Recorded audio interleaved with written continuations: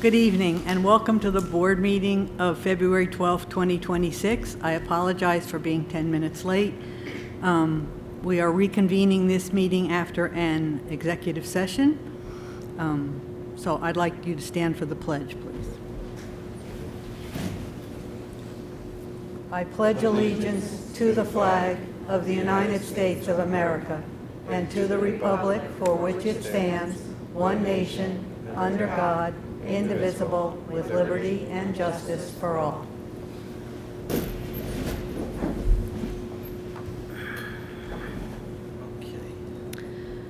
Okay, I will now open the floor for comments on agenda items to members of the public. As a reminder, this is a meeting of the Board of Education that is open to the public. If you wish to comment at this meeting, we ask that you please be aware of all the protocols for public comment. The protocols are listed on the back of the public agendas that are available in the meeting room. They're also posted on signage in the meeting room as well as on the district website. Okay, I don't see anybody making comments. The treasurer's report for November is available in the district office. We're going to move to the consent agenda. Mr. Oliverio? Yes. Resolved to approve the consent agenda items 2 through 9 as presented to the board at this meeting. Second. Questions or comments? The consent agenda includes approval of minutes, approval of CSE, CPSE placements, a revised 25-26 substitute listing, approval of mid-year in-service credits and graduate credits, approval and amending and approving unpaid work hours for different staff members, appointing a deputy payroll officer for the 25-26 school year, that would be Matthew Sirico, at no additional compensation, approving contracts with Putnam County for real property tax services for next year, Cardinal Hayes School for Special Children for this school year, and Dobbs Ferry Health and Welfare contract for this school year. We're also approving budget transfers over $25,000 for the period December 10th through February 11th, 2026. Thank you. Any other questions or comments? All in favor? Aye. Opposed? Abstentions? The resolutions pass. We're getting ready for our presentations. This is the 26-27 budget planning presentation on curriculum and instruction. Thank you very much. So I would like to invite up Ms. Levine, and she'll be joined by Dr. Payne, Dr. Podesta, and Mr. McCarty during her presentation.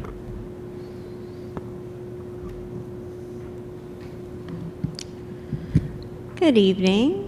Thank you to our Board of Education, Dr. Luft, my colleagues, and our community.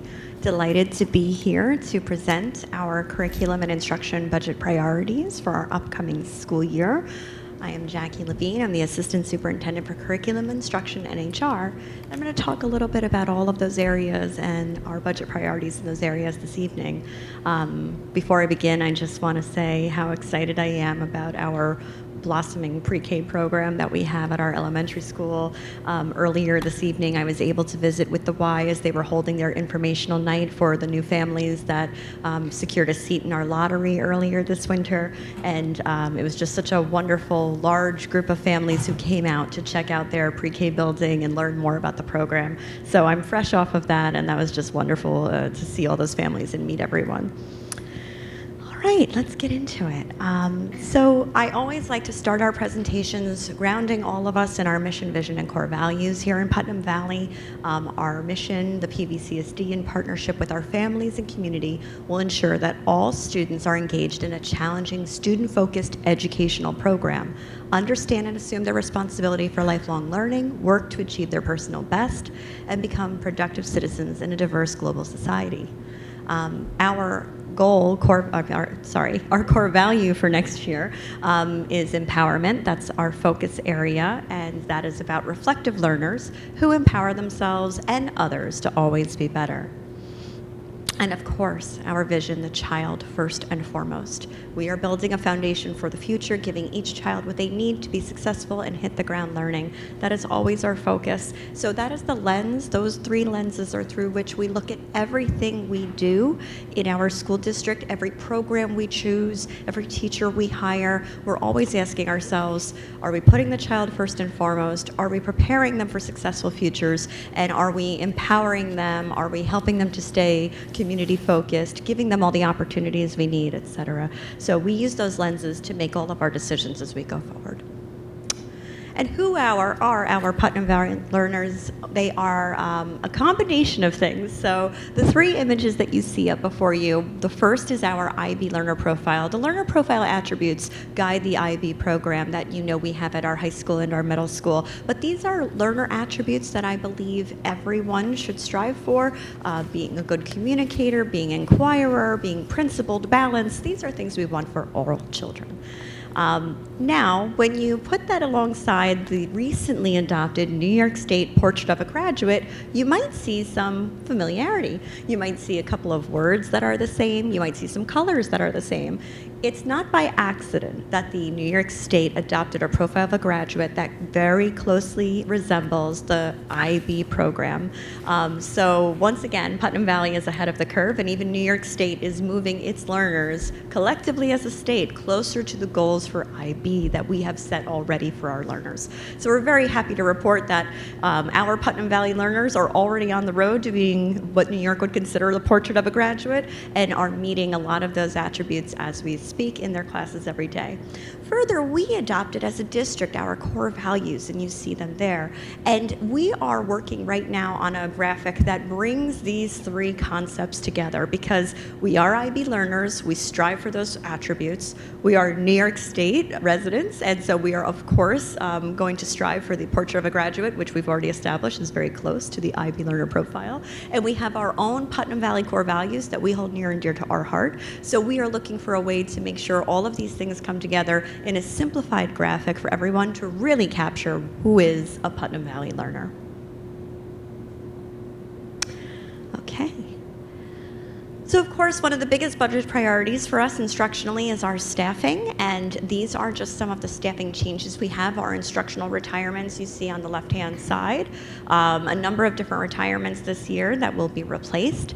And then we also have our one resignation, a new teacher who is going to be relocating, so we will have that position available. And we also have a new position. Our middle school Spanish program is expanding, so we are thrilled to report that that is going to be growing as a program because of our IB work. So we need to make sure that the staffing grows with it to ensure that we can fully support all students and have enough sections for our students in all grades. Jackie, if I can ask you a question. Of course. On these retirements, are any positions going to be eliminated, or are we going to fill all the retirement positions? We are filling the positions. We are. We're not eliminating. Yes. Okay, good, thank you. Thank you for the question. Are we planning on repurposing any of these positions? Like, for example, if one going, this is just an example, not filling gen ed elementary school but moving it to another position, or are we planning on sticking with the... We are keeping the elementary gen ed position. We're not repurposing Well, I it mean, at this just time. like all of them. Like, Yeah, no, we reviewed each of the positions. Anytime we have a vacancy created, either during a resignation, because of resignation or retirement, we always examine whether or not there's a possibility for attrition. And in these cases, many of these individuals are sort of standalone or very small groups of positions, or are really vital positions that we don't have any wiggle room to reduce. So while oftentimes, I think it's been probably many years since we've filled the gen ed position at the high school. Many of the recent retirees have not been replaced. And this is because our math department is probably our smallest of all the departments here at the high school. We have a math teacher leaving, we have to fill it. We don't have the capacity to offer the classes we have without filling that position. But the other ones, like theater manager is one of them, library media specialist is one of them, the senior office assistant, there's only one in that office. So those positions, middle school has 2 reading teachers, they're both retiring. We can't, they kind of provide different services, whether tier 2 and tier 3 services, so there's no possibility to eliminate one of those without drastically impacting. The middle school doesn't have the same level of wiggle room. We have really 3 teachers across each of the departments, except for English, which is a concern, and so we need to fill that position. That's one of the 3 middle school science teachers that we have to fill. So as we go through them, just unfortunately, this doesn't create an opportunity for attrition per se. I would say, if anything, we do expect at the middle school there to be a gen ed position, which is technically, being eliminated through attrition, as 6 sections of 6th grade go on to 7th. We're actually going down a section there. So that is 6 to 5. What did I say? Sorry. Sorry, the other way. 5th grade is going down to 5 because they're taking in 4. 6th grade is getting 6 from 5th grade. So. Thank you. The reason I asked that question is that one of the really key positions, especially here at the high school and for the community as well, is the theater manager. So I see that we will be replacing that individual. We will. It's key. It's key. That theater is run immaculately under Susie Cummings' charges, and I would hate to see any backpedaling on that.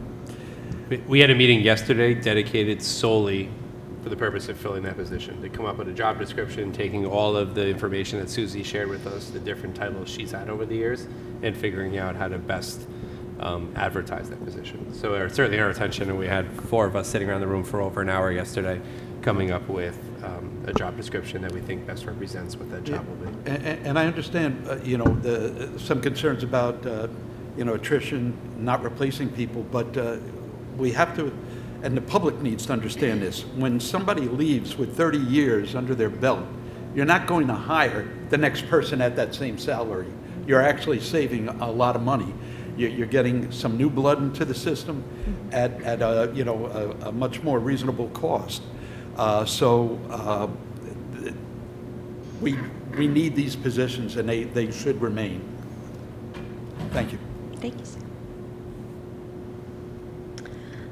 Okay, so just to review our enrollment by grade level, we are looking at the numbers on the far right for 26, 27, with a note about 3rd grade. And the reason there's a note there is that, we're talking to the board tonight about the opportunities for grade 3. At this time, if we kept it at our 4 sections, we'd have 4 sections of 24, or if we had 5 sections, we could have 19 students in a classroom. So just for consideration and discussion. So may I ask a question about that? Because you know I'm all about low class numbers. You absolutely can, and I'm going to have Dr. Podesta come up here in case she has additional information to share to answer your question. Perfect. So just a question actually, perhaps for Mr. McCarty as well. If there is attrition in the 5th grade, where is that going? Is it going up? Is it going down? To be able to then support the 3rd grade going into 5 sections, is that the idea? So that there's, it's a cost neutral, right, change to be able to support 5 sections, because one of the things we have to consider is that in 4 sections of 24, any student in the district could move in at that point, at which we are now at 26 per se, maybe 25 students in a classroom in their first year of testing. So we need to be really cognizant of that. That 3rd grade year is monumental for instruction, and I would certainly like to see us do whatever possible to keep those numbers as low as possible, without, of course, impacting the budget in a really negative way. I agree. Yeah, I don't know if. Thank you for that. Just a little bit of background on this cohort who is currently in 2nd grade. Wonderful group of students. In 1st grade, it just so happened people moved, there were some changes. So in 1st grade, those classes were between 16 and 18 each. So going up to the next grade, the children are getting a little older. It went down to 4 sections, being fiscally responsible, looking at the class sizes. So I just did the math after talking to Dr. Luff this afternoon, just looking from June through now, we've had 13 to 15 students move in because Putnam Valley is a great place to live. So they've moved into that cohort. We've had other students moving in too as well. But why it's affecting that group right now, it's because we do have 4 sections in 2nd grade. So those are the options up there looking at grade 3 right now. Numbers could change up or down, but it would be 4 sections of 24 or 5 which is what it is right now. 4 sections of 24 or 25 in 2nd grade right now. Okay, very good. And as far as the middle school attrition, So if you're counting sections from K through 6, without increasing the sections in elementary school, assuming we get 5 kindergarten sections in, then the elementary school would stay the same.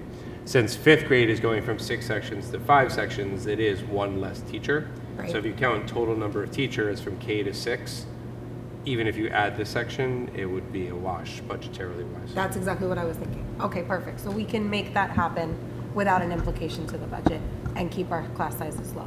Yep, and I'll just add, at this point in any year, we don't know for sure how many kindergarten registrants we'll have, so that's Right. always a guessing game. The Sure. registrations are, the numbers are there right now, but, you can't predict it for sure.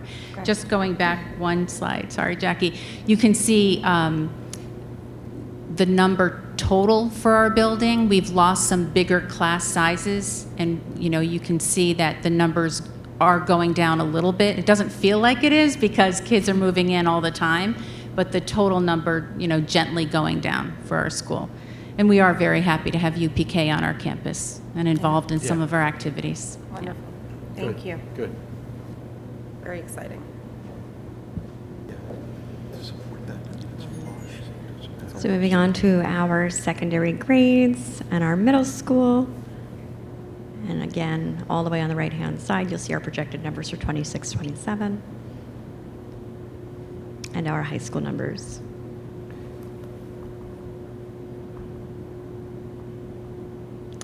At 7th grade Yep. for next year. 7th Well, grade, I'm sorry. How many sections in 6th grade right now at the 140? You have 6. So that will continue the following year? Well, 7th grade doesn't operate in sections. It's a 'cause they little go to- different. Well, Yeah. they have that cohort, right. So okay. we anticipate being able to serve those same number of students with the staff we have. Okay, okay. It's interesting to see, for example, 5th grade losing 4 and 6th grade to 7th losing 5. That it's decreasing in middle school, but increasing in elementary. Mhm.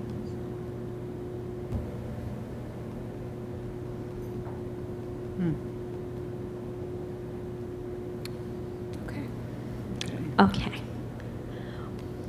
So we're going to get into the different initiatives that are our focus area. As we talk about these, I want to remind the board there are so many different areas of work and support going on in our schools, but we have specific high priority areas that we're focusing on tonight that remain our initiatives that we stay laser focused on because we recognize that doing too many things at once doesn't make anyone successful. So we want to call attention to these particular areas. The building leaders are joining me tonight to share a little bit about each of their buildings and the work that's going on there. So I'm going to invite back up Dr. Margaret Podesta. And you can see in the picture the big hit this year, Mr. Mason, who is a wonderful addition to our building in so many ways, very loved by the students and the staff. So the main initiatives that we're looking at the elementary school, along with the work that we do every day, is continued focus on true quality, explicit writing instruction, looking at the benchmarks and the expectations for our young writers, and focusing on the strategies of the writing revolution.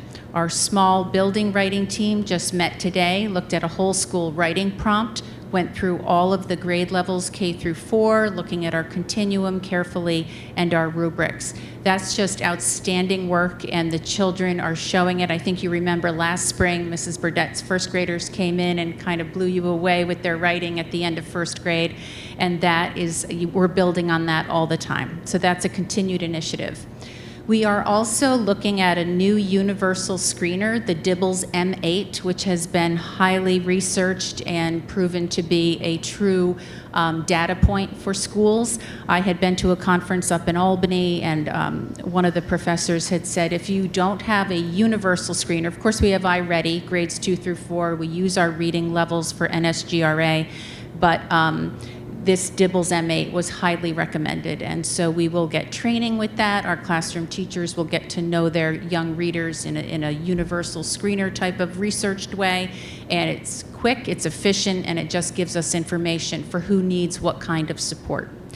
Also, Foundations, which we use with Fidelity, K through 3, has a 4th grade component now. And we're very excited to find that it's extremely teacher-friendly, it's extremely student-friendly. We're really continuing that phonics and word study, but the vocabulary is a large piece of it.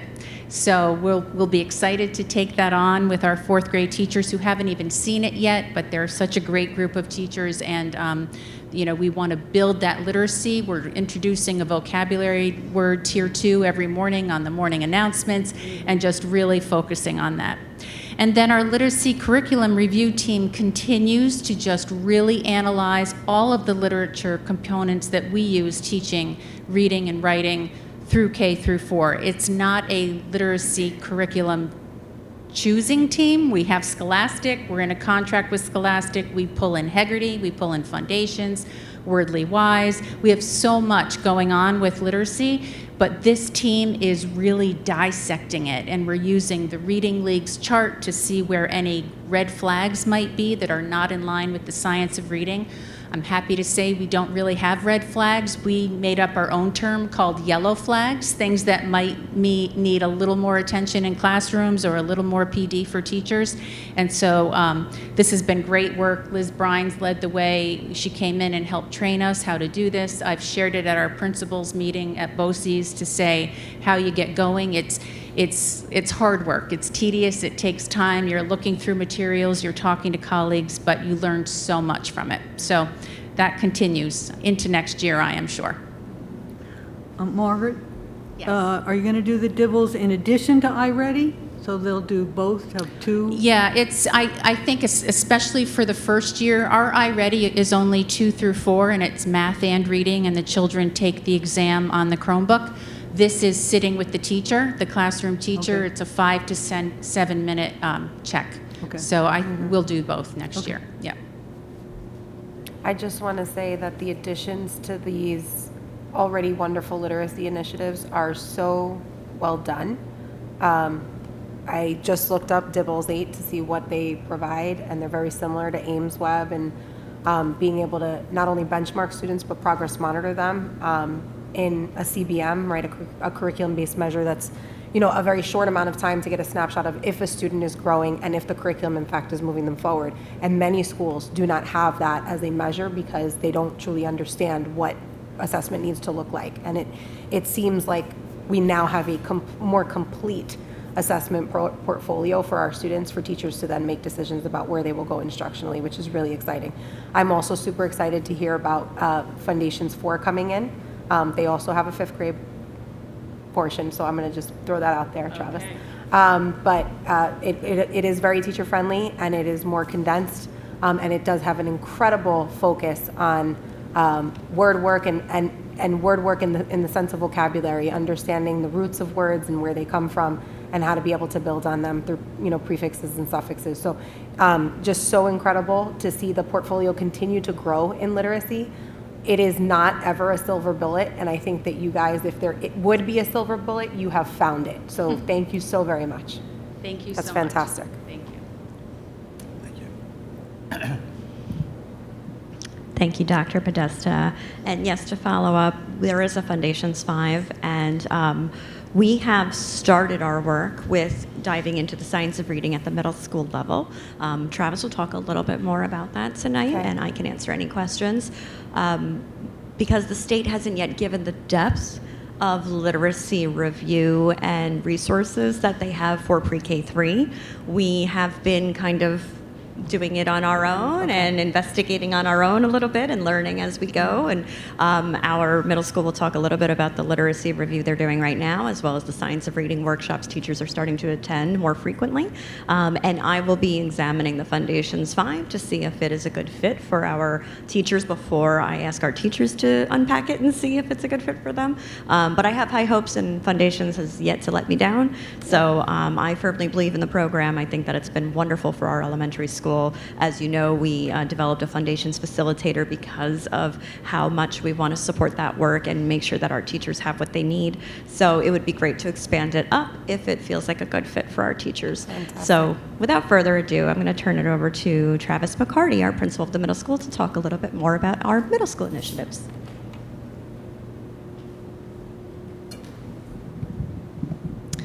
All right, good evening, everyone. So I just want to start off by addressing our initiatives. Starting with our IB Middle Years program work, we appreciate all the support of our board and our two IB Middle Years program coordinators, Stephanie Tricala and Mary Kay Cohen, who continue to work with our staff on a weekly basis. So they dive right in, they work with our grade level teams, and all of our content area teachers, writing units. And our goal by the end of this year is to have at least 2 full units, and we upload that into a program called Toddle, which is like an electronic curriculum mapping system. And what's really neat about it is you can see the grade levels and where their units are month by month, and you can look for any areas for growth. So if we're not addressing some sort of approaches to learning, then those areas are addressed with those curriculum coordinators. So this is ongoing work, and they actually upload student work. And once we are up for reevaluation in 3 more years, they will come and take a look at all that work that we've done on Toddle. So we're continuing to grow. Our hope is by year 5 to have a full year's worth of units kind of mapped, but we're starting off and continuing our work. They came in, we became authorized, and really their minimum they were looking for is at least a unit. Now we're growing to at least 2 units, and then next year will be 3, 4, 5. That is our hope across the board with our IB work. And, you know, some of the challenges have been, you know, retirements, new teachers, so getting them on board where some of our staff has been here for the full length of time. So just building in those systems. And again, Stephanie and Mary Kay have done a tremendous job. We actually have a meeting tomorrow with them, so we meet twice a month to discuss the progress we're making. Science of reading, as Jackie mentioned, our new term in reading is kind of starting in the elementary school and kind of moving up to middle. We have sent a couple of staff members to workshops lately at BOCES just to learn more and to make sure that we are investing in more vocabulary and comprehension skills. And a couple of areas that continue to come up for us is teaching explicit vocabulary, which we do through WordlyWise, but also informational texts. And we're trying to weave more of that in, especially in our older grade levels. And of course, we use iReady. So for those of you that don't know, we do our iReady benchmark assessments 3 times a year, and we have data meetings to look at the growth of our students. It's a pretty good projection of how our kids are going to do on our New York State assessments. So we really appreciate the feedback that the program provides for us. And then the kids have something called My Path, where they practice their areas of growth during our academic study classes, and teachers, our ELA teachers and our math teachers, can assign skills for them to work on in their classes as well as in our academic study classes.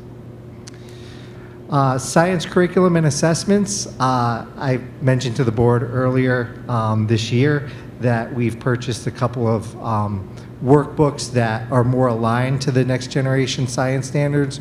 We're continuing to do our investigations across the board, and our science teachers are really collaborating well on those standards that they're addressing. The one thing that's unique to the science curriculum is it's 6 through 8. So the kids that are measured in 8th grade, we share that responsibility. And as I mentioned to the board earlier, that 5th grade assessment is shared with grades 3, 4, and 5. So it's really divvying up those standards and spiraling our work because it's not necessarily based on content. It's a reading assessment with the content being science. So they really have to look at charts, data, and kind of put it all together for claims. And I'm seeing everything kind of pushed down for what we used to learn in older grade levels. They're now learning younger and younger and younger, and having that pressure. Writing instruction across content areas. So Ms. Zecca is heading our writing kind of push, in which we are looking at writing across science, writing across social studies, in math, and just asking for the same requirements across the board. We find that when kids go from content area to content area, those expectations in ELA classes, the kids kind of shy away from in those other content areas. For instance, like on a science lab, they might put 1 or 2 word answers as opposed to writing a full sentence, providing the details and such. So just that common language across our content areas and having those same expectations is key. In the elementary school, when kids have the same teacher all day, those expectations are carried across those content areas. As they go up to 5th and 6th grade, there's a few more teachers, but then in 7th and 8th grade, they have different teachers for every subject. So those writing expectations across the content areas are key. And then finally, executive functioning. So we have some modules that we've been sharing with our staff during our professional development days that Dr. Levine brought in earlier in September. And our teachers are able to kind of dabble in those modules to then apply it to our students. So that's kind of another area or initiative that we're pairing up with our IB work. Questions, comments? Great. Thank you all. No. Travis, I'm sorry. Can you talk a little bit about... It's just a joke to think you were going to sit down. I have good wait time, Sam. the Spanish instructor, I see that we're going to add another... this will go down to the lower grades? Yes, so we currently offer Spanish in 6th grade, year 1 of our middle years program IB work. And what's happening is with Mandarin Chinese kind of filtering out, now all of our students are taking Spanish. And we have some larger sections coming up. So although we only have 4 sections in 8th grade, we're going to have 6 sections in 7th grade, and we're going to have 6 sections in 6th grade. So that need exists. And I love that we're adding to our language programs. If anyone knows a Spanish teacher out there, please encourage them to apply. It is a field in which we're seeing smaller and smaller numbers of certified staff. And it's so important, it really is. And I keep saying this over and over again. I know I'm repeating myself, but we're in a bilingual country. We truly are. And I want to see our Spanish-speaking youngsters speaking English and our English-speaking youngsters speaking Spanish. That would be just ideal, I believe, especially considering the makeup and homogeneity of all our kids together. Thank you. I love that you're doing this. Absolutely. Bless you. Thank you all. Thanks, Thank you. Travis. Thank you. Thank you, Mr. McCarty. And I just want to add a note about that executive functioning and its critical importance at this point in our students' journey through school. The more we can develop the executive function of their brains through regular practice, through intentional teaching, the explicit instruction of those approaches to learning that Mr. McCarty mentioned in the IB program, the better our students will be and the more successful they'll be as they get older. So we're really working on that. We have a partnership with IDE, which if you're familiar with Dr. Nancy Sulla, she does a lot of work. She used to do work with the LATIC model and other models models of that nature. And so she has a lot of content and material about executive functioning in her platform. And so we have modules in that and also project-based learning. So our teachers have choice during their PD hour to continue writing their MYP units, which is an expectation anyway, or if they want to use that hour to dive into executive functioning or PBL, they can do that as well. So that opens up choice and opportunity to our teachers while also focusing on areas of need for our middle school.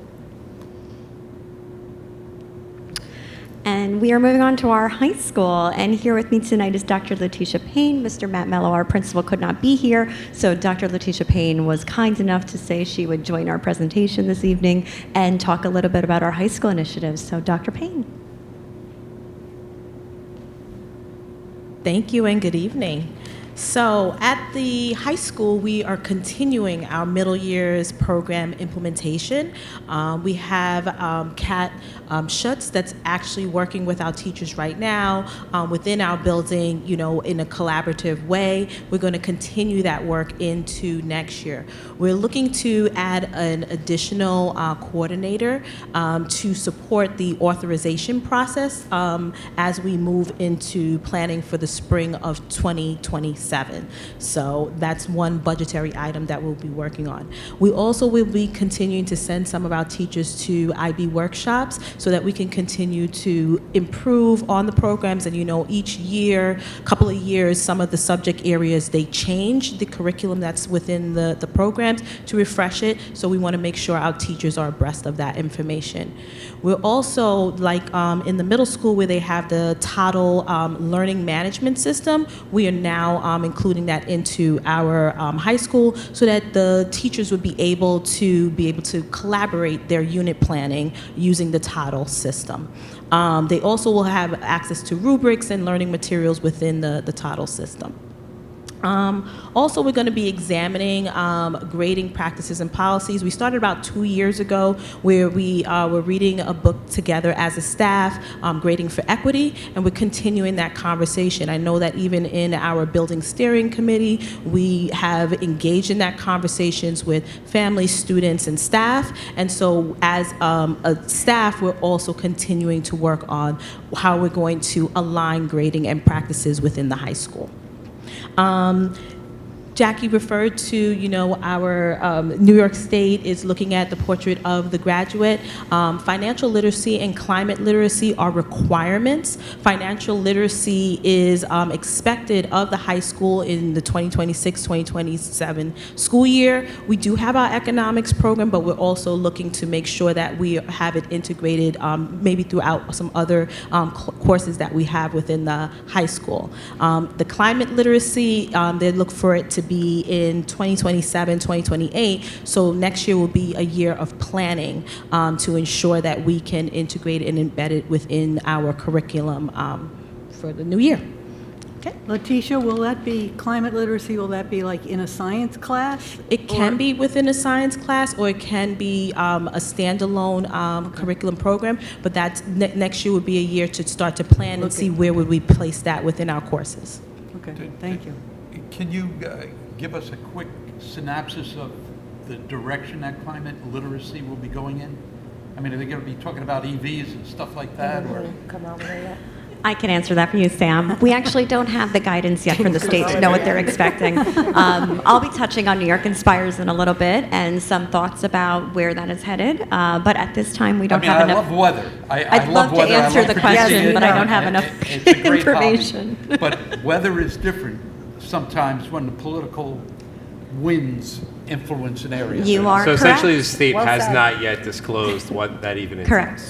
So, Okay. while she said she knows the I'll answer, her answer she knows is that we don't know the answer. Correct. Because we're waiting for them to tell us. Thank you. New York State consistently doesn't tell us what they want. Are there any further questions to the high school? So does every teacher that teaches, whether they teach in the middle years program or IB, have to go out for training, or do we send a few people and then they turnkey and train others? Like, how does that? Currently, right now, for the middle years programs, Kat is working with the teachers directly within our school building during our collaborative periods, and then depending on the different subject areas, they'll be sent out for IB training. Okay. The requirement is to have one trained for each department. Okay. Is what IB looks for when they come to do authorization.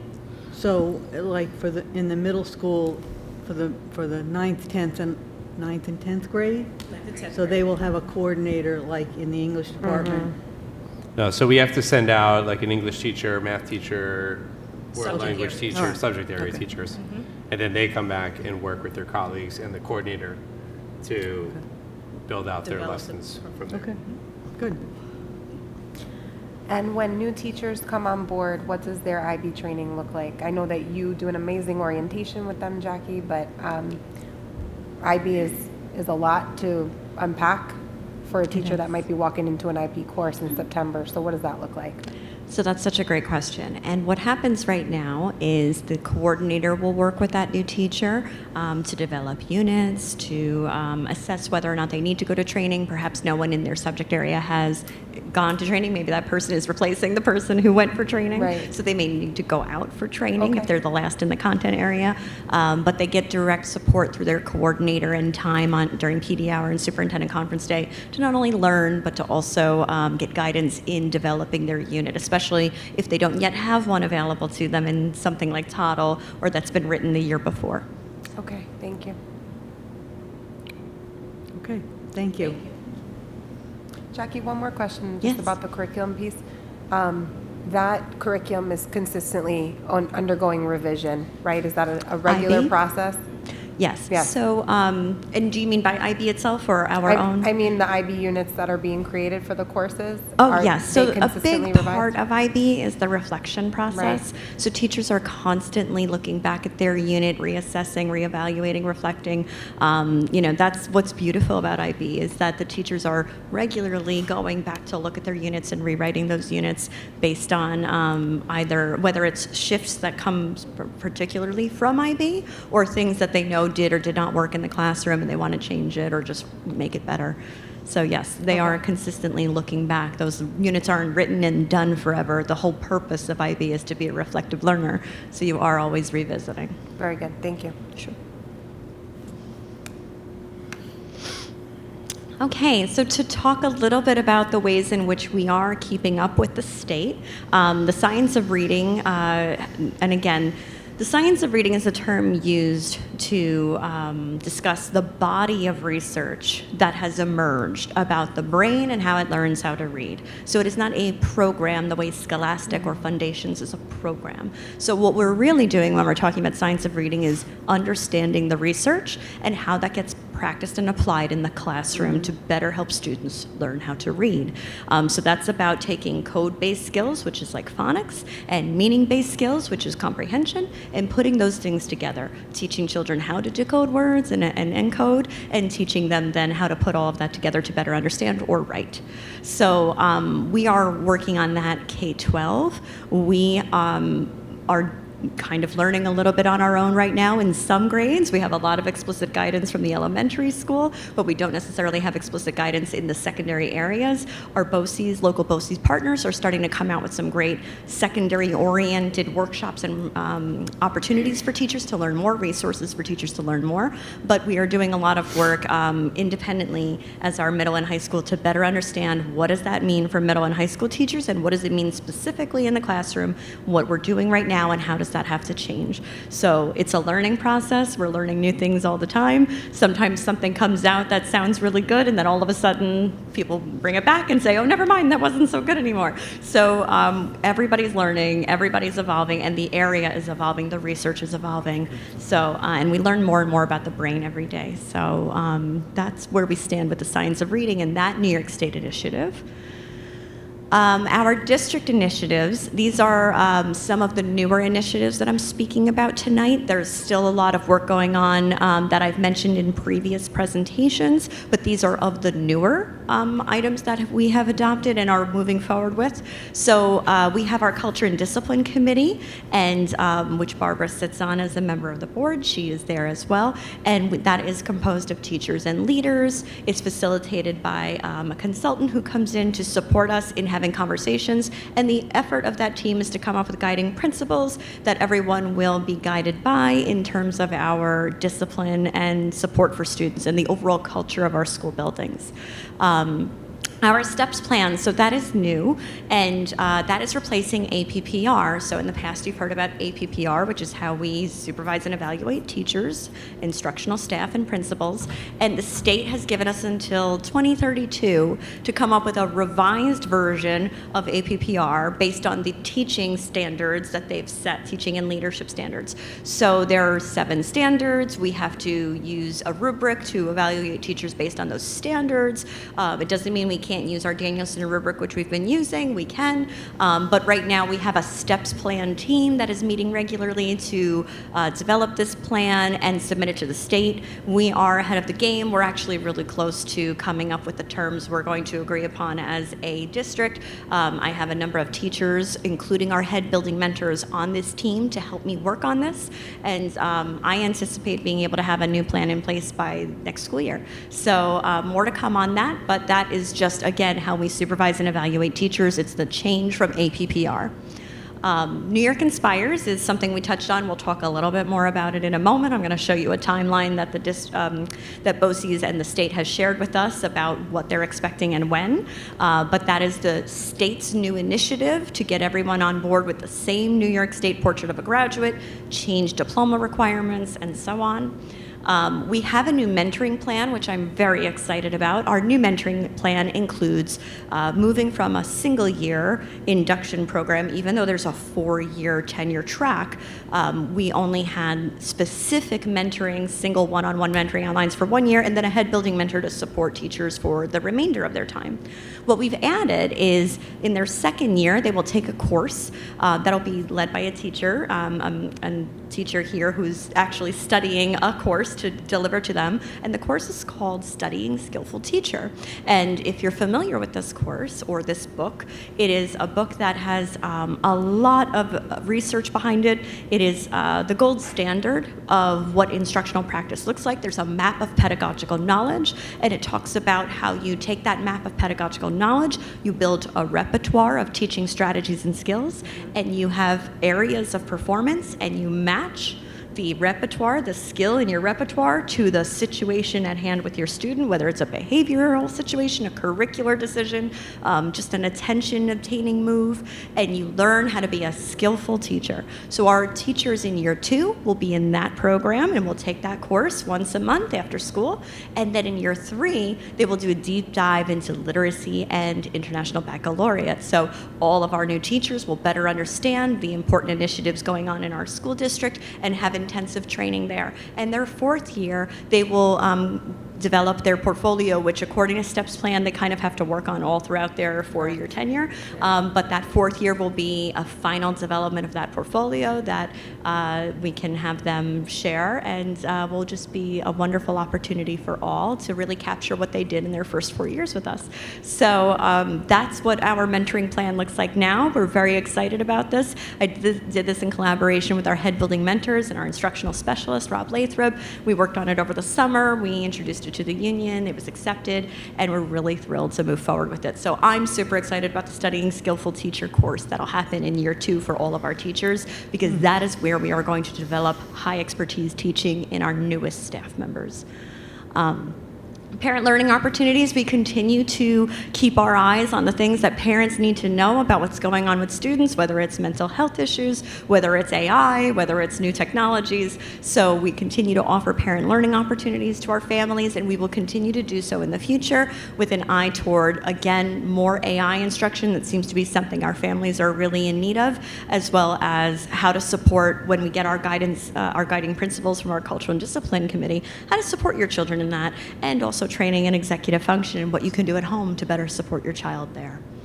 Our co-teaching for instructional support, we're taking a look at our co-teaching teams and how we can better support them with innovative and high expertise co-teaching instructional strategies. So we will be, during our superintendent conference day on March 20th, we will have a training for our teachers that are in co-teaching teams, and then we will have some job-embedded coaching going forward from there.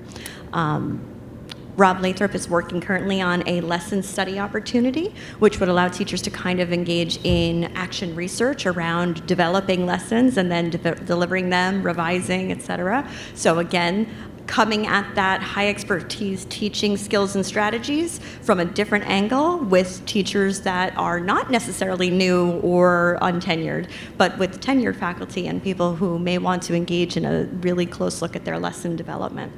And of course, very exciting, our facility dog. We have wonderful Mason at the elementary school. I did make an announcement in our newsletter that we had approved title grant money in Title IV for another facility dog that will be specifically assigned to the middle school. So really looking forward to having a secured dog for the secondary campus. And again, this does take time. It took us about a year and some change to get Mason, so I don't know when that will happen, but we're going through the process now of identifying people who are interested in being primary care handlers, applying to Blue Path, getting on their wait list, and hopefully by October of next year, we'll have a Mason and a friend. So, But yes. you do have a pup at the middle school, right, Travis, still? One of our counselors has a dog that is trained as an emotional support Right. dog, but it's not necessarily a dog that comes regularly to school. This would be our dog for our building, Yeah. and it would be there daily, But maybe. that pup won't go away, will it? I mean, you will still utilize that pup? No, they No, but they he become very he might be able attached. to take more breaks.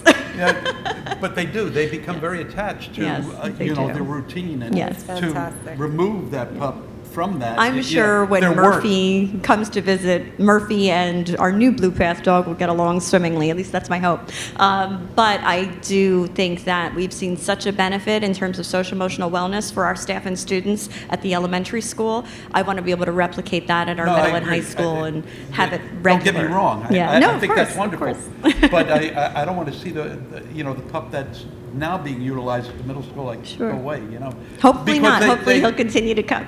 Yeah, no, they really are affected by And that. it'll maximize our canine support.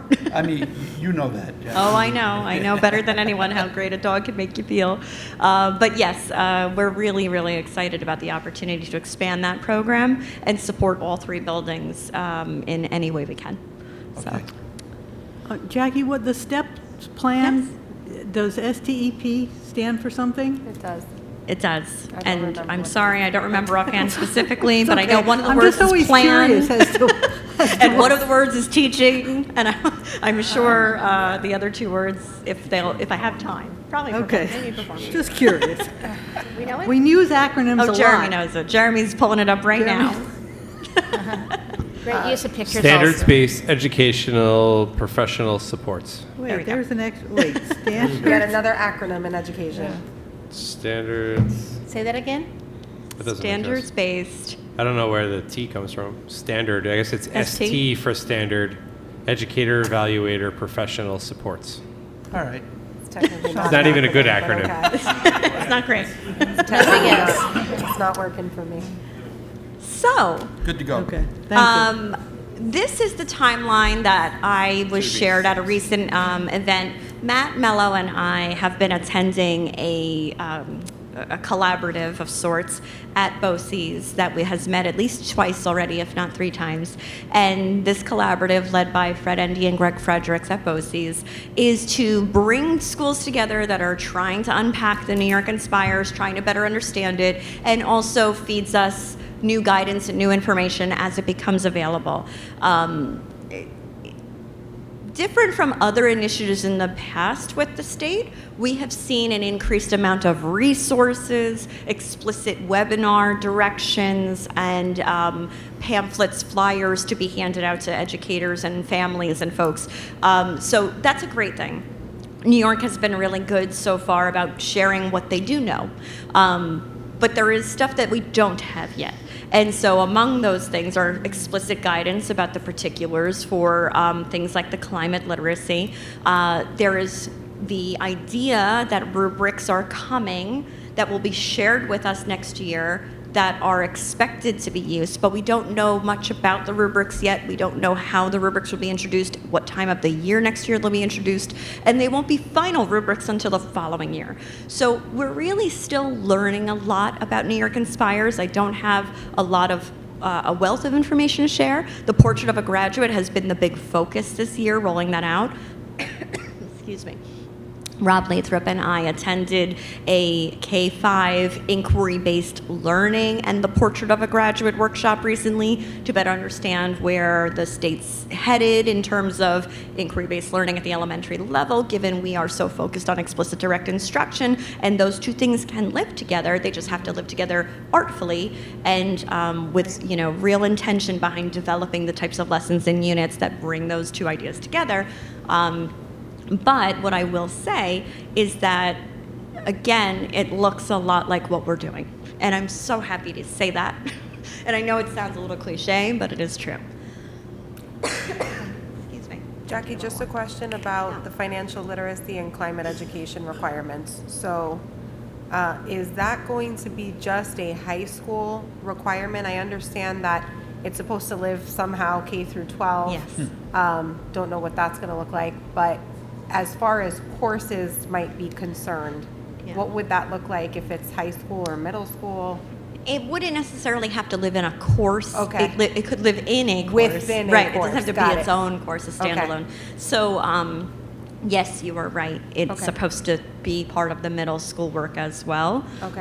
But it can live in a lot of places. So it'll be infused into current courses Yeah. most It likely. reminds me of the seal of civic readiness, if you Okay. will, where they can earn a point in the middle school and then they can keep earning points as they go on through high school through specific work they do. Okay. So it reminds me a little bit of that. And I Alright. think that's probably where the state is coming from. They want to see this work infused into the curriculum as a child rises through the grades, not just dumped in a single course everybody has to take in senior Right. year. So I think they really are intentional about it being part of their educational journey. But what that looks like, we Okay. don't know. Thank you. Losing my voice, but that's okay. Okay. I'm really proud to report PV is still leading in so many ways. Dr. Luft is the president-elect of the Lower Hudson Council of School Superintendents. We like to king. joke he is the king of the superintendents. We say king. I was elected the Region 3 representative for the American Association of School Personnel Administrators. I sit on that board, and I also sit on the NYSED Plan Pilot Professional Learning Work Group. So I've had a front row seat on the work that the state has been doing in a different lens for several years now. And so that work is continuing, but, and the New York State Inspires is not necessarily a product of that, but they do come together because the Plan Pilot was looking at 3 different models of school, one of them being IB program schools, and of course here we are now looking at the New York State Portrait of a Graduate, and they call it inquiry-based learning, but it's always been very aligned with what IB does. So that was one of the reasons I joined the work group years ago, and I continue to stay on that group. Dr. Grace Chan over here is a board member on New York Cooperative Liquid Asset Security System, New York class. I had to look up what that meant, so I know that one.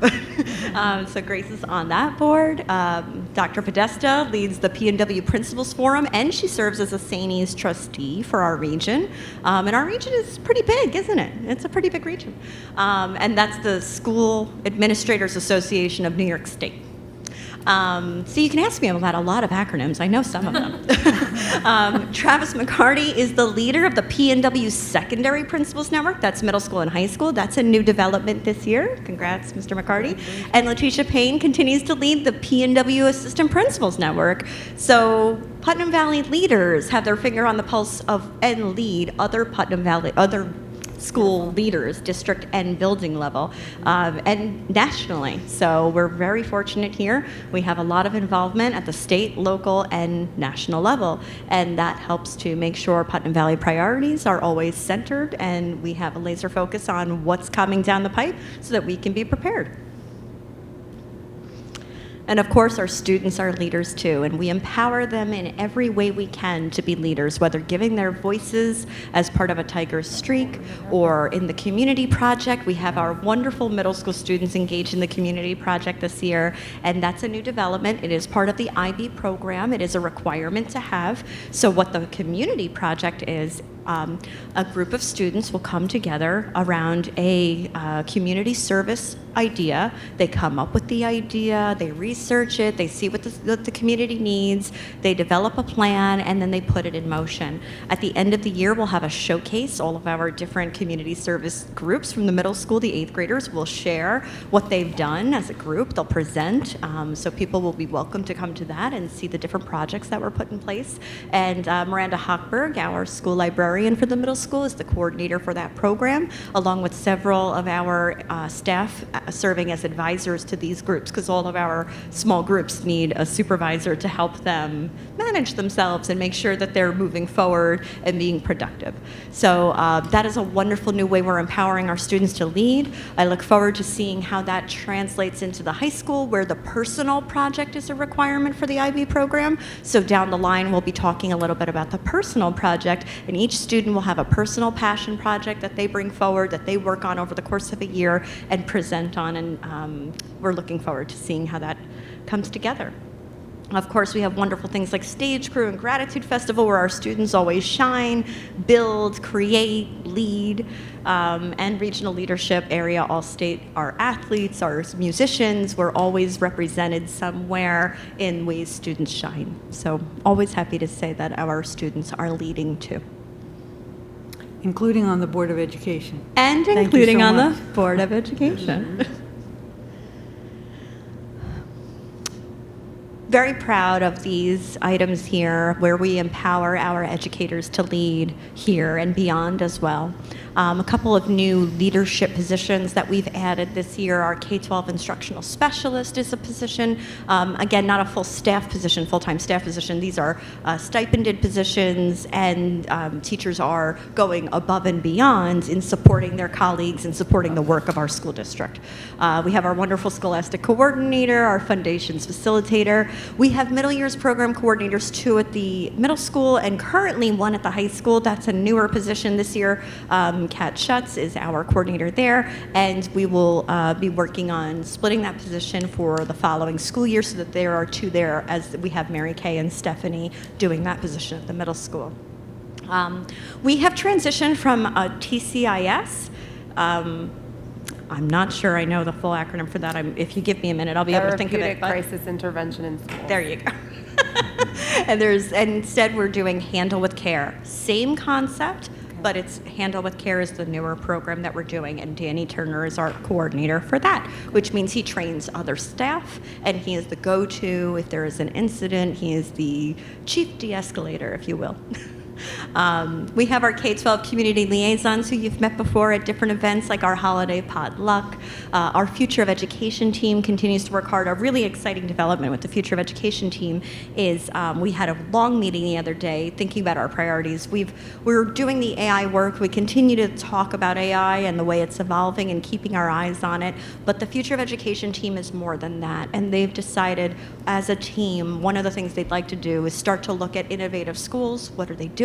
What new practices, promising practices are out there, and how can we bring that back to Putnam Valley? So think of them as scouts. They're going out and searching the world for the best, most promising practices to bring them back to Putnam Valley, similar to how we did with AI. We heard it was there, we saw it on the horizon, we went and researched as a team, we learned about it as a team, we talked about how it impacts Putnam Valley, we developed guiding principles for everyone, or guidance document, if you will, and we shared that with the community, we shared that with our team, and now that is how we are making sure to stay on the cutting edge. So we want to continue to stay on the cutting edge and see what other practices are out there, what other technologies are out there that we are not yet aware of. And we always have our teacher-led workshops both internally and regionally. Teachers lead workshops through the Teacher Center. They lead workshops at BOCES, and they lead workshops internally for us. We have our wonderful K-12 Writing Committee that's done work and presented here before, our K-12 Multi-Tiered Systems of Support Committee, MTSS. Our Culture and Discipline Committee, which I mentioned earlier, is newer and a new addition, and our MYP Community Project Coordinator, a newer role that we added this year as well. We'd love to empower our community members to be actively involved in our school district, and we invite parents to all different kinds of opportunities, whether it's building steering committees. We're working on developing a district advisory committee. We have a district advisory committee, but we're working on gathering more participants to that committee. We continue to develop our parent learning opportunities, and of course we have our beautiful, wonderful parent organizations that help us in so many ways, from securing Mason to pocketbook bingo to just having wonderful book fairs in our buildings all the time. We're so, so lucky for the involvement of our parents. We thank them so much for being present on our building steering committees and giving their input. We thank them for all that they do, whether it's the small touches of a teacher appreciation event during Teacher Appreciation Week, or an event that they throw for families to not only give them the night out, but encourage them to donate to the school. And of course, we keep our families informed through our newsletters, listening hours, and opportunities to meet with us. Just, I was going to mention this later, but since we're talking about it now, Jeanette and I and Jeremy met with the new town supervisor and the new town board members to try to not reestablish, but continue the work that we've done as linking our community, town, and school working together for the same goals. So, hopefully that will continue. We have committed, the board is committed to going to every town board meeting and kind of reporting on what's happening in the schools. And hopefully we'll get some reciprocal, understandings from that. So It's wonderful. It's a great partnership to have. I'll ask him later. Never mind. So in addition to curriculum and instruction, I wear a new hat this year, which is our human resources. And I wanted to talk a little bit about what is human resources at Putnam Valley and what are some of the things that we've been working on this year, things that have always been in place, but wanted to bring them to light to you, and things that are new. Here you'll see just a couple of pictures from our wonderful new employee orientation. As you know, in the past, when we've had this opportunity to bring our new staff to Putnam Valley for a couple of days, this has been such a joy. We invite the board to the welcome breakfast. Folks ride the bus on the bus tour. And this is a real opportunity to not only just bring new teachers to our school district and welcome them, but also all of our employees. So we have all of our employees join us for this couple of day event, and it's a great way to introduce them to all of the folks in our school district. So some of the things that we've been doing and working on this year that are new, we've updated our reference checks. So when principals or other administrators hire someone new, they usually do reference checks on them. So we updated our form to make it a little bit more user-friendly. We updated our CSEA evaluation forms. We were adding a column to give a little bit more description on how someone is performing, so that there was a little bit more that meets expectations or does not. But we wanted to make sure that we could say they were developing. Maybe there's something new they're learning, like how to do the budget, and it's new to them. They're not yet meeting the expectation, but it doesn't mean they're not doing something correctly. So we wanted to make sure there was a distinguishing factor in there, and to give the administrator or supervisor an area and a chance to say a little bit more about that, and say a little bit more about the skills they want someone to develop, and also to ensure that all of those meetings, when they are had between the employee and the administrator or the supervisor, that they are productive conversations, setting goals, meeting those goals, and ways in which they can develop their skills more to meet new goals that are set.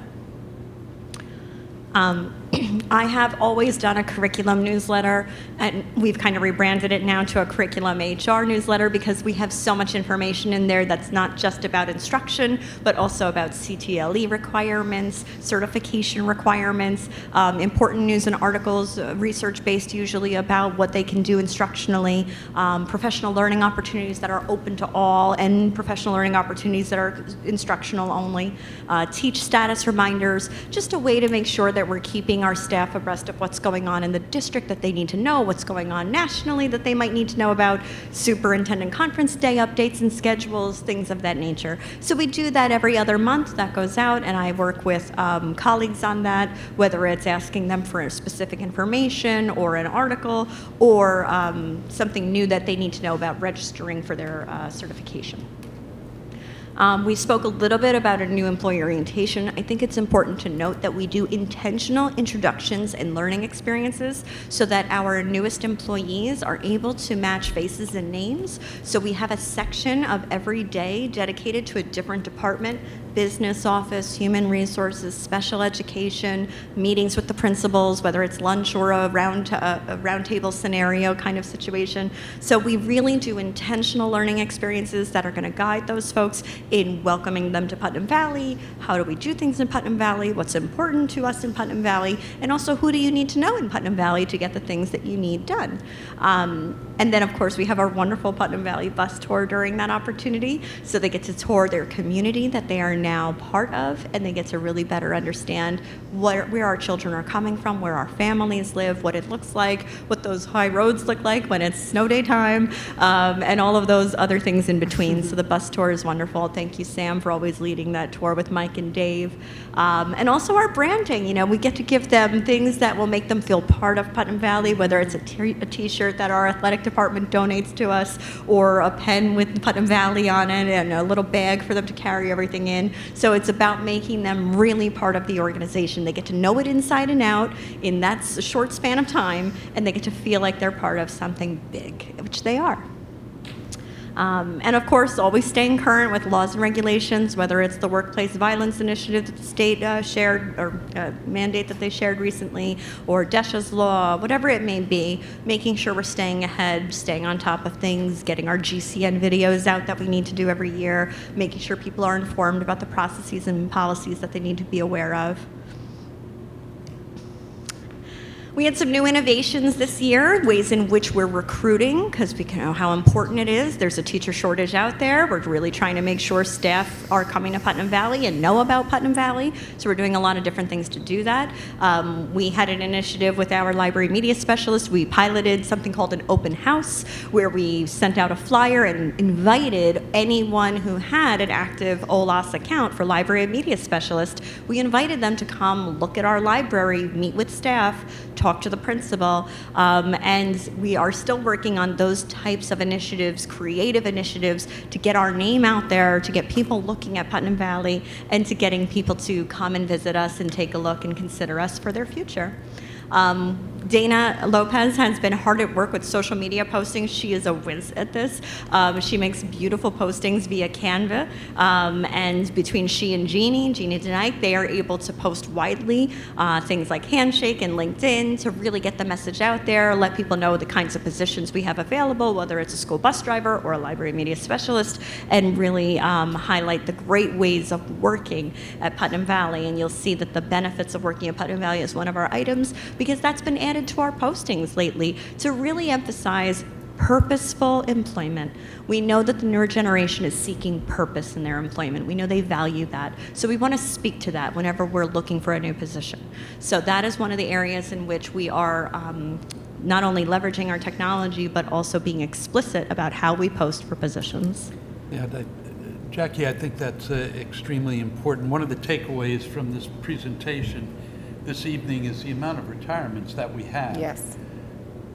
Go forward about 3 or 4 years, we will lose almost half of the staff here at the high school. They all started at 2000, and many of them will be 55, ready to go. That's and we have to be cognizant of that. So whatever you can do, these new innovations are wonderful, and keep it coming, because, you know, as they used to say in Game of Thrones, winter is coming. Winter is coming, that is true. But I have an answer to that, Sam. So, some of our new innovations include things like total rewards and gratitude meetings. So I'll start with gratitude meetings, because those are another term for stay interviews. If you've heard of stay interviews before, that's when an interview is conducted before someone is exiting, long before they're exiting. It's actually meeting with them to find out, how are things going? How do you like what you do? What can we be doing differently? And so we pose those types of questions. We started with our transportation department this fall. Dave Spittle and I sat together and we met with every member that would attend, and almost all did, every member with the transportation department, and we asked them those questions and we took their feedback seriously. And as a result, one of the things that came out of that is we're doing an intentional training for them during Superintendent Conference Day. Someone mentioned that communication and team building is something they desired, so we're going to have a consultant come in and work with the entire transportation department to develop those communication skills and team building skills. The other thing that's in the works, it's draft only right now, so I really can't show you too much of it, but I want to thank Dan Mahoney for being the mastermind behind this, and Dana Lopez and Alicia Hunter for meeting with him to work through what is a dream of mine. This is called Total Rewards. What I envision is that Dr. Luft will be able to sit down with anyone, and at the click of a button, he can tell them their total rewards package with Putnam Valley. What do they earn in terms of compensation, benefits, stipends, vacation, sick days, whatever it is. He'll be able to click a button, and through a visual, he can show them what their benefits package is with Putnam Valley, their total compensation package. We're still working through it right now. It's not yet ready for prime time, but it is in the works, and I am very excited with all the great work that Dan has done already on it, that it will hopefully be in place before the fall. So when we are meeting with those new folks to replace positions, Sam, I am hopeful that we're going to be able to show them the value of working with Putnam Valley, both in their compensation package as well as everything else in purposeful experience of employment that you receive at Putnam Valley. No, much better to keep who we have here. I agree with you. Those stay interviews will be very important. But we have to be cognizant that That's right. many people, after 25, 30 years of instruction, it wears on you. It tires you out. I loved it completely, but 35 years I had, and it was time to go. Sure. So those are some of the things on the horizon right now. We'll be working on more gratitude meetings upcoming, and the Total Rewards is a platform that we're working on right now. Have we thought at all about a teacher preparation program for our students to begin to build a pipeline for Putnam Valley? Absolutely. And we've spoken to a couple of colleges. There are colleges out there that work with school districts, whether it's in dual enrollment classes and those types of programs. And we are continuing to see what our best options are in terms of partners for that, but we're not quite there yet. I know that Manhattanville is a wonderful school that sometimes does professional development programs with schools of that nature. And of course, there's always BOCES that has the Early Learning Center. So while we don't yet have a program, a formalized program in place, it's not that it can't be done. As a matter of fact, the International Baccalaureate Program has its own CP program, career program.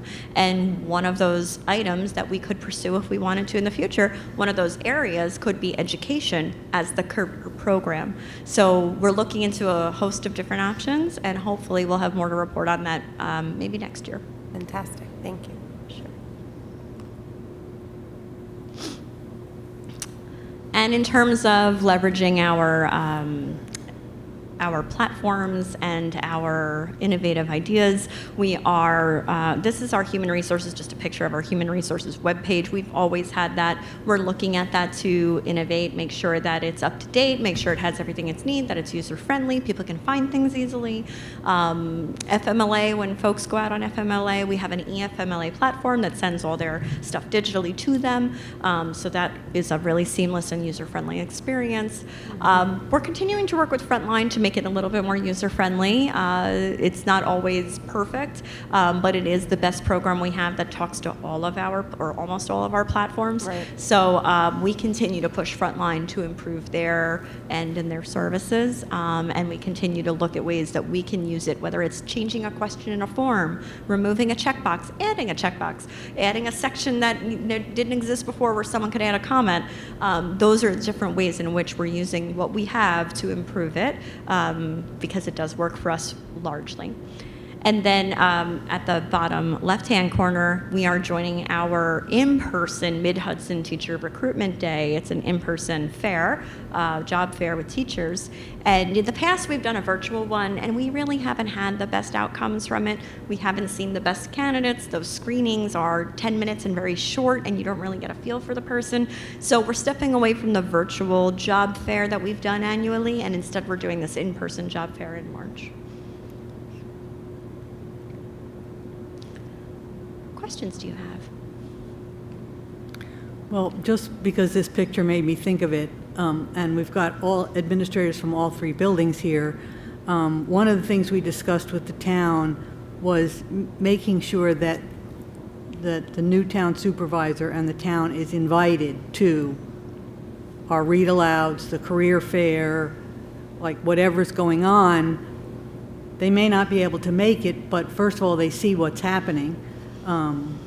When we have an awards assembly at the high school, whatever it is, if we invite the town specifically, if they don't come, they don't come, but at least we've done the outreach and they're at least aware of what's going on. So, because I think it's great when you can get the community into the schools like this, so.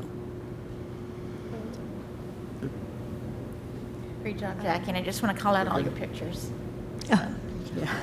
Thank you. I have to give a lot of credit to Jeannie Denike and Michael Diamore for the pictures I have, but I know that Jeannie and even Dana went into the presentation to make sure our pictures were most up to date and that we had so many wonderful shining examples of all around our district. Yep.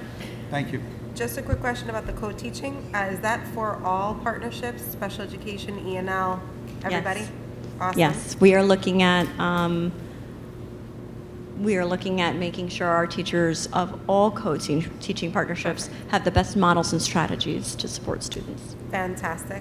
I'm just as excited about that mentor plan as you are. Thank That you. 4-year plan is amazing. So Great excited. job with that. I think that alone will keep teachers in Putnam Valley, because to have such an incredible footing be provided to you, it's just wonderful to see that. So thank you.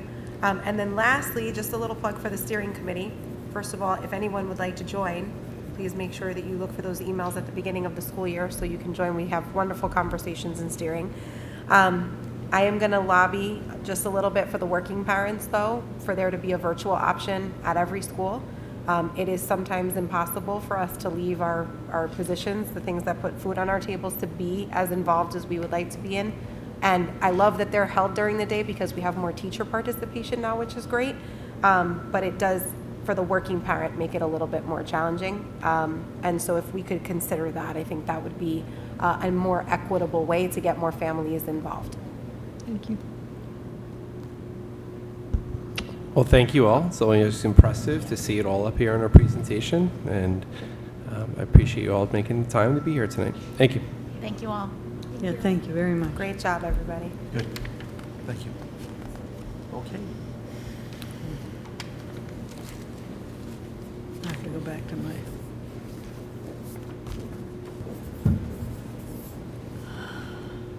I just think it's impressive that that our budget planning starts with what's happening instructionally in our buildings. So I thank you, Jackie, for that. Student representatives, what's going on? You got your snow day the last time you called it. And So it was great. No and more. I slept all day. No, there'll be no more.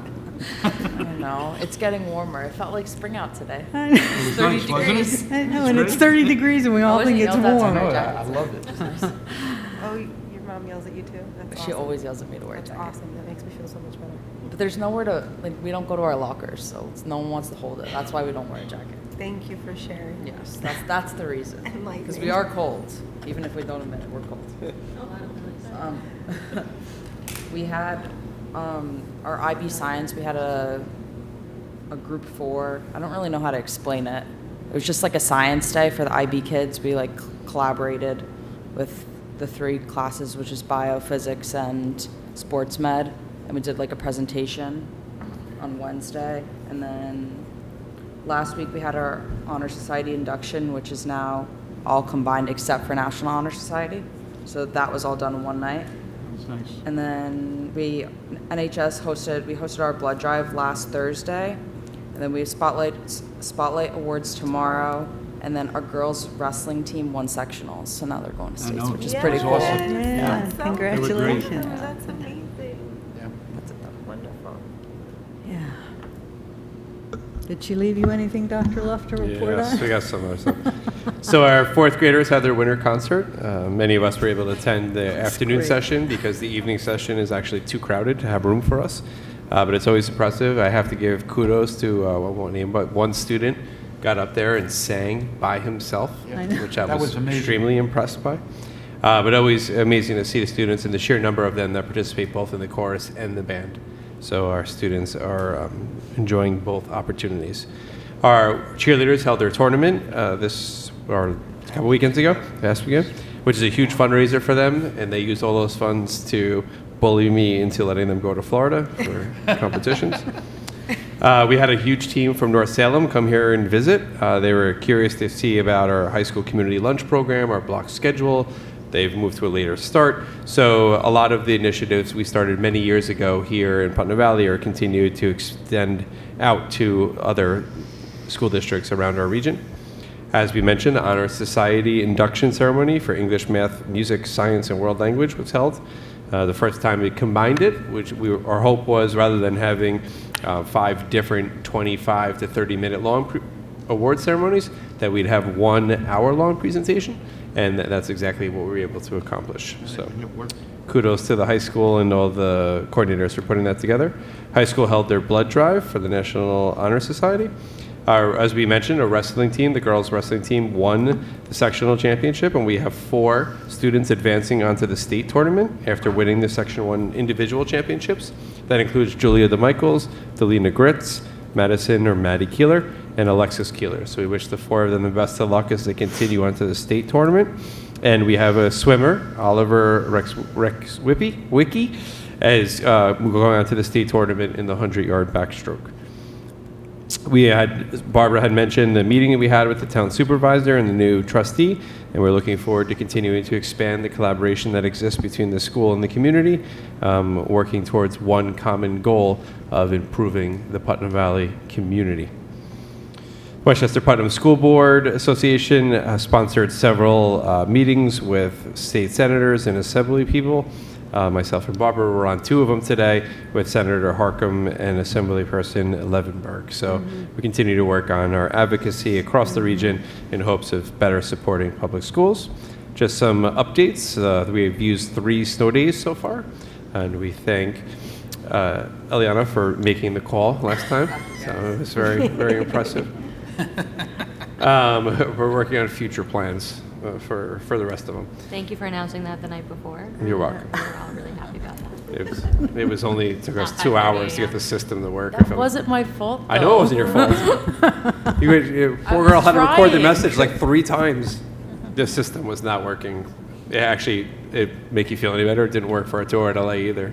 Poor Mr. Nike and myself were up at 5 o'clock in the morning yelling at the computer. Why it wouldn't work again. So we had mentioned the Lower Hudson Council School Superintendents meetings. I continue to attend those as I take on the leadership position. Our capital project is still up at State Ed through the approval process. So it made through its initial approval. Now it's in engineering, then it goes to fiscal. So we're hoping to get that project approved in the near future so we can issue bids and get it awarded so that some of the work can start this summer. And negotiations with our teachers union, whose contract is up at the end of this school year, are underway and have been productive thus far. Some upcoming events: high school has their Aspire celebration, where we unveil student artwork. That's scheduled for next week on 2/24. And the Young Artists Night, sponsored by Putnam Valley Education Foundation, is this upcoming Saturday, 2/28, or not Saturday, the following Saturday. More than Saturdays ago, 2 Saturdays ago, on the 2/28. And that'll be held at Tompkins Cultural Center. That's it. Thank you. I will say, at the National Honor Society, the new ceremony, I was very impressed with the handshakes, because I don't know whether they practiced, but they really did shake your hand. Like, That's great. you know, we've had years where they Usually like struggle. just, you know, sort of like maybe it was due to COVID or whatever, nobody wanted to touch anybody. But really nice handshakes, students looking you straight in the eye and appreciating you, the awards that they were getting, which they had definitely earned. So, yeah. Yeah, that was a huge success. I thought it was well run.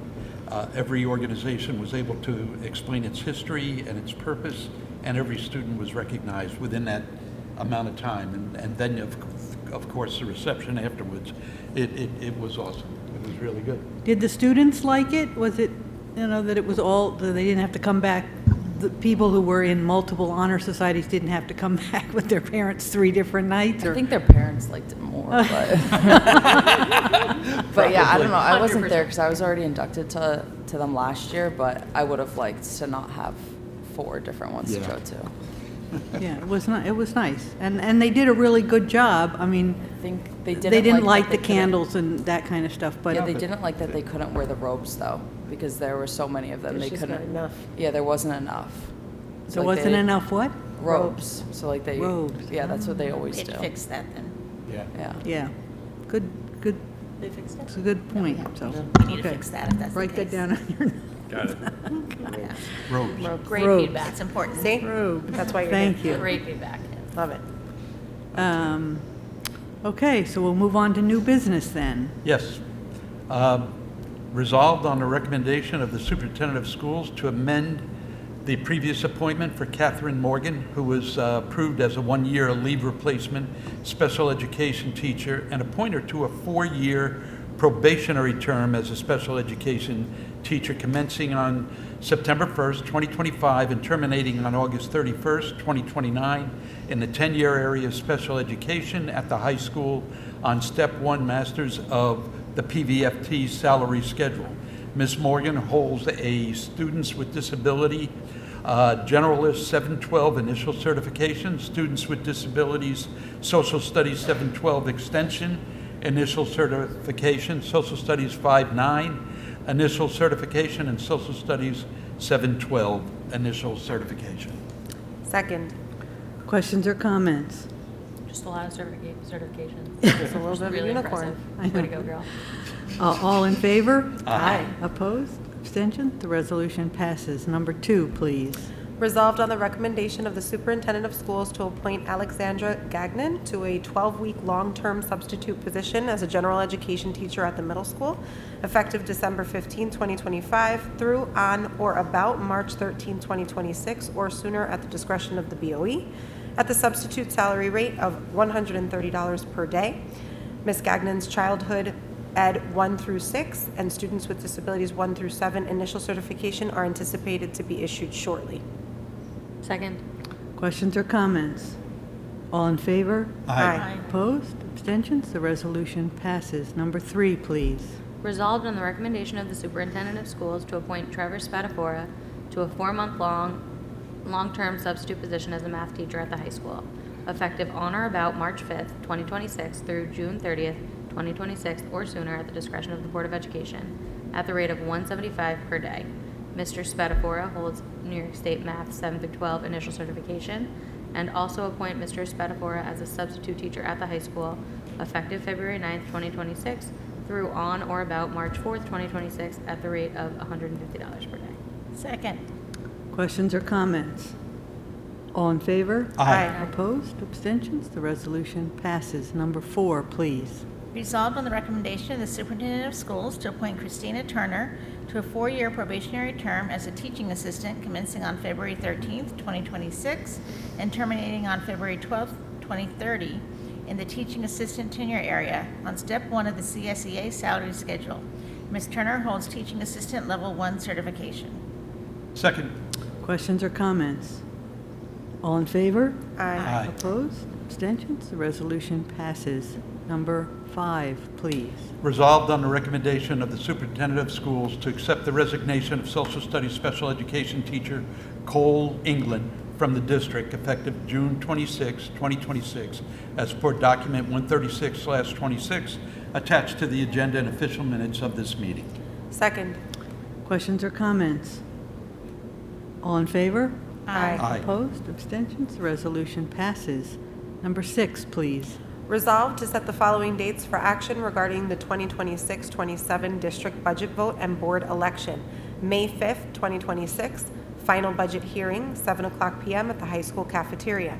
May 19th, 2026, budget vote and board election at the elementary school from 6 a.m. to 9 p.m. Second. Questions or comments? All in favor? Aye. Opposed? Abstentions? The resolution passes. Number 7, please.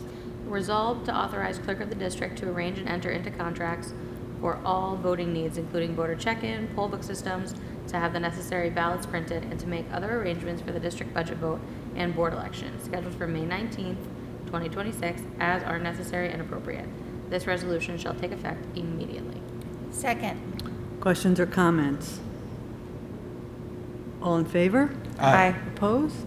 Abstentions? The resolution passes. Number 8, please.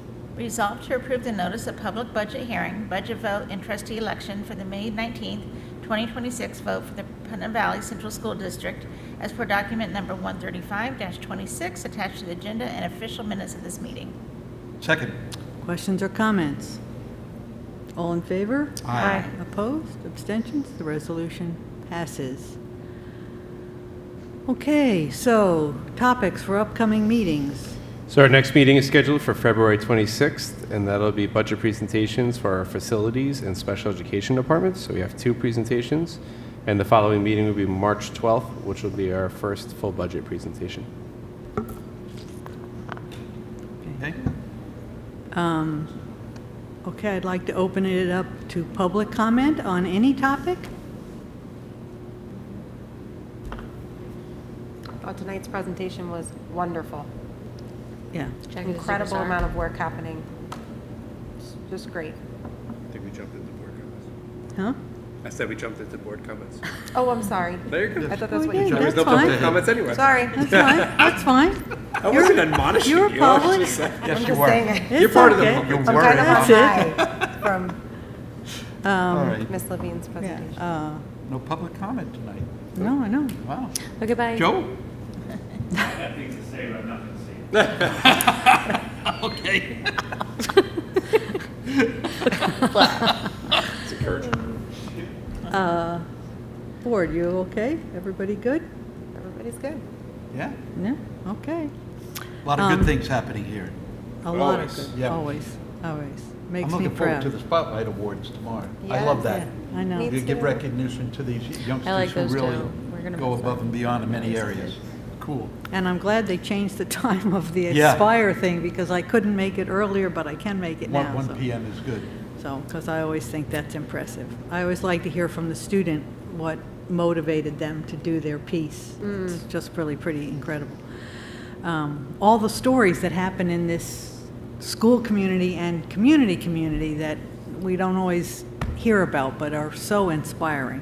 So, okay, so I'd like a motion to adjourn. So moved. Second. All in favor? All right. Bye. Okay. Good night, people. Happy Valentine's Day for